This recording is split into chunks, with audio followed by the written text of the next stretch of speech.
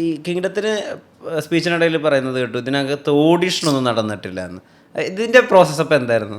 എടാ ഇത് ഞാൻ ഇവിടെ പെട്ടെന്നൊരു കോള് വന്നു, ഇങ്ങനെ ഒരു പടമുണ്ട്, ജേഴ്സി ഡയറക്ടറിൻ്റെയാണ്, ഗൗതം തിന്നന്നൂരി, വിജയ് ദേവരക്കൊണ്ട പടമാണ്, ഇതിലൊരു നല്ല വലിയൊരു ക്യാരക്ടറാണെന്ന് പറഞ്ഞു. ഞാൻ ശരി, ഓക്കെ, എനിക്ക് ഓക്കെയാണ്, ഡേറ്റ് ഉണ്ടോ, ആവശ്യത്തിനുണ്ട്, ആ അങ്ങനെ എനിക്ക് ഓക്കെയാണ് എന്ന് പറഞ്ഞ് പോയി ഹൈദരാബാദ് പോയി, കോസ്റ്റ്യൂമൊക്കെ ഇട്ടു. അവർക്ക് അതാണ് ലുക്ക് ടെസ്റ്റ് അവർ കണ്ടിട്ട് സംസാരിച്ചു. ഞാൻ ചോദിച്ചു സാർ ഞാൻ ഓക്കെയാണ്, നമുക്കിത് ഡിസ്കസ് ചെയ്യാം, നമുക്കിത് അടിപൊളിയാക്കാം. പുള്ളി കുറച്ച് വെയിറ്റ് കയറ്റി പോയി ഷൂട്ട് ചെയ്തു. ഇതാണ് പ്രോസസ്സ്.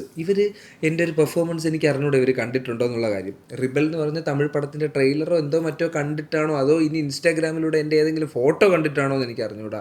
ഇങ്ങനെയാണ് ഇവർക്ക് എന്നെ കിട്ടുന്നത്. ഞാൻ പറഞ്ഞില്ല, അത് ലക്ക. ഞാൻ കറങ്ങി അവരുടെ പ്രൊഫൈലിൽ പോകുന്ന ലക്ക. ഈ ക്യാരക്ടർ ഒരുപാട് ആൾക്കാരുടെ അടുത്ത് പോയിട്ടാണ് വന്നത് എൻ്റെ കയ്യിൽ. ഓക്കെ. കുറേ വലിയ വലിയ ആൾക്കാരുടെ അടുത്ത് പോയി അവർ വിട്ടിട്ടാണ് ഇതെനിക്ക് വരുന്നത്.